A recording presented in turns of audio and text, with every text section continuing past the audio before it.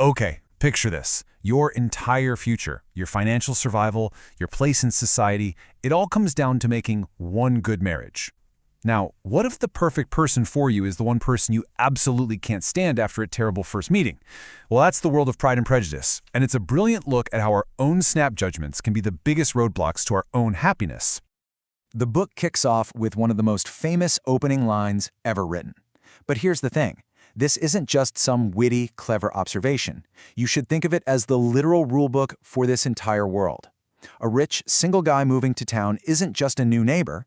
He is a strategic opportunity, a walking solution for families who need to marry off their daughters. So, the game is set, right? The players are on the board. But the real question, the thing that has hooked readers for over 2 centuries, is this. What happens when our own messy, human feelings, especially our stubborn pride and our blinding prejudice, get in the way of this whole matchmaking machine? Let's dive into the core ideas that make this story tick. All right, first big idea, the trap of first impressions. I mean, the entire conflict in this book is born from this one simple thing. Both of our main characters make a totally flawed instant judgment about the other person, and then they spend the next half of the book stubbornly defending that first impression, no matter what the evidence says. So, let's meet our 2 contenders. On one side, you've got Elizabeth Bennet. She is whip-smart, she is funny, and she is independent. But her biggest flaw? She's a little too confident that she can size people up in a single glance. And on the other side, we have Fitzwilliam Darcy. He's incredibly rich and has high standards, but wow, is he socially awkward. He comes off as arrogant and just seems to look down on everyone around him. The moment that lights the fuse happens in a big public dance.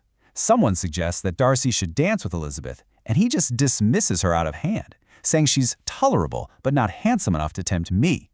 Ouch. And the worst part is she overhears him. That's it. His pride just crashed head-on into her pride. And from that moment on, her prejudice against him is set in stone. Now, to really get what's at stake here, we have to talk about what's called the marriage market. In this world, for a woman without her own money, marriage is not about romance. It's not about finding a soulmate. It is a business deal. It's an economic transaction that is absolutely crucial for survival and for having any kind of social standing. And let me make this a little more concrete for you. The story gets going when a charming new neighbor, Mr. Bingley, moves in. And what's the very first thing everyone is buzzing about? His income, £5,000 a year. To put that in perspective, that's like finding out a young tech billionaire just bought the mansion down the street.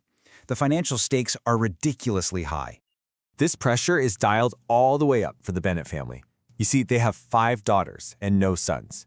And because their estate is entailed, which is just a fancy legal term meaning it can only be passed down to a male relative, they're in a really tough spot.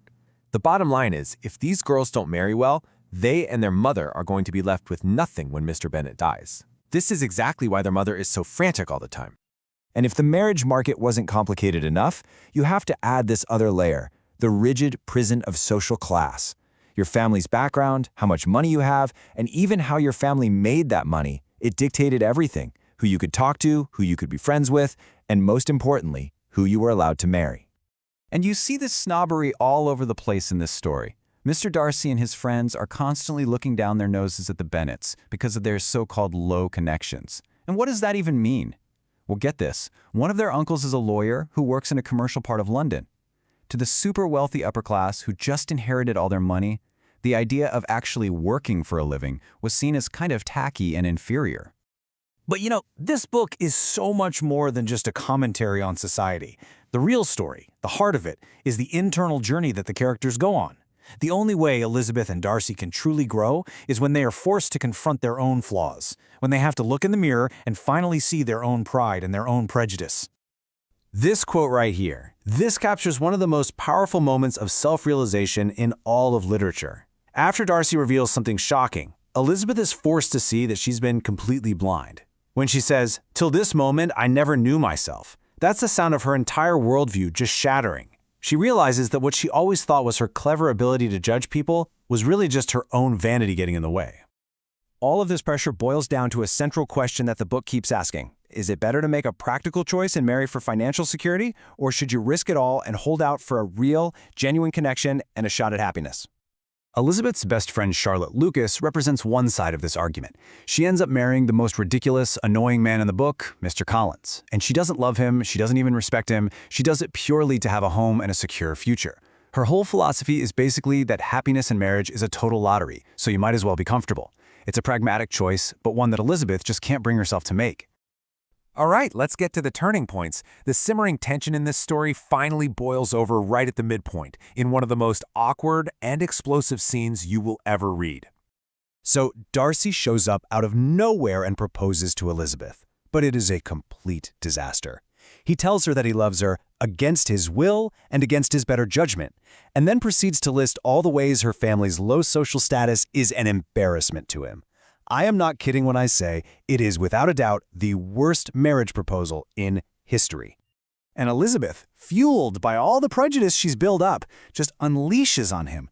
Her rejection is scathing and total, and she finishes him off with this brutal line. This is the ultimate collision. His pride has finally met her prejudice, and the result is an absolute train wreck. But it doesn't end there. The very next day, Darcy hands her a letter, and that letter completely dismantles her reality. He reveals that her charming friend Mr. Wickham is actually a predator who tried to run off with Darcy's teenage sister for her inheritance. And he explains that the reason he separated her sister Jane from Mr. Bingley was because he genuinely believed Jane didn't feel the same way. This letter is the catalyst that forces Elizabeth to start her painful journey toward the truth. The next huge turning point comes a few months later. Elizabeth is on a trip, and she reluctantly agrees to tour Darcy's huge estate, a place called Pemberley, but only after she's been told that he's not home. This visit changes absolutely everything. While she's touring this incredible house, Elizabeth gets to talking with Darcy's housekeeper, who's known him his whole life, and the picture she paints is stunningly different. Just look at this contrast.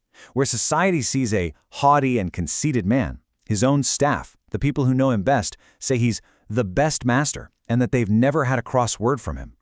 For the very first time, Elizabeth is seeing the real man behind that intimidating public mask. And right at this moment, just as her opinion of Darcy is starting to shift, a crisis erupts. She gets a letter with horrifying news. Her youngest sister Lydia has run off with the villain, Mr. Wickham. This is a disgrace that threatens to completely ruin the entire Bennet family, forever. And who steps in to save the day? Mr. Darcy. He works completely behind the scenes, tracks the couple down, pays off all of Wickham's massive gambling debts out of his own pocket, and forces him to marry Lydia. He does all of this in secret, purely for Elizabeth's sake, and he expects nothing in return. This selfless act is the ultimate proof that his character has been transformed by his love for her. So why does this book still resonate so much, more than 200 years later? Well, for one, Elizabeth Bennet feels timelessly modern. She's smart, funny, and deeply flawed. The novel also pretty much invented the enemies to lovers rom-com template that we still love today. But most importantly, it teaches a powerful lesson. Our biggest obstacles in life are usually the biases we carry inside ourselves. If we boil the whole novel down to just a few key lessons, here's what you get. First, learn to separate someone's reputation from their actual character. Second, take a minute to audit your own biases. What snap judgments are you holding on to? And third, remember that real change isn't about what you say, it's about what you do. Ultimately, the book's powerful message is this: to truly see another person, you must first be willing to truly see yourself.